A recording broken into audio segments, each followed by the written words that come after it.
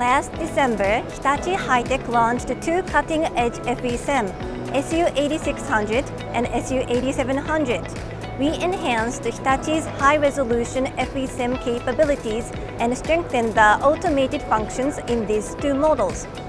From now on, data-driven research and development requiring the acquisition of large datasets becomes more necessary.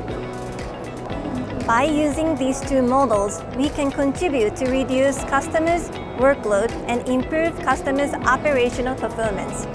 The SU8700 with Shaki emitter provides ultra-high-resolution images and ultra-fast microanalysis. We realized the 10-volt ultra-low acceleration voltage analysis without stage bias and high-speed analysis with a large irradiation current. Our FESIM lineups can help and improve your analysis efficiency in various fields such as device and material analysis and life sciences.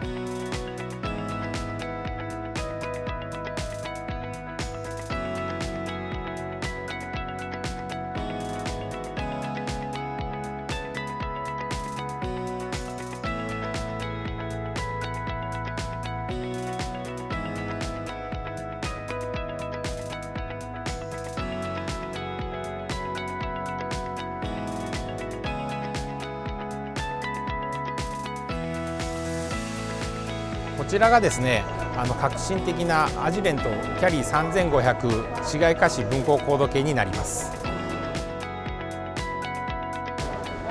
ダブルビームの非常にユニークなマルチセル分光高度計システムで、空冷ペルチェ温度制御により8つのキュベットを最大4つの温度帯で制御を行いながら同時に測定します。キセノンフラッシュランプ技術により毎秒最大250ポイントのデータ収集レートでカイネティクス実験の正確な監視が可能になります。また少量のサンプルを毎回正確かつ再現よく分析することもできます。アジレントオープンラボデータ管理ソフトウェアとの組み合わせでデータインテグリティにも対応しています。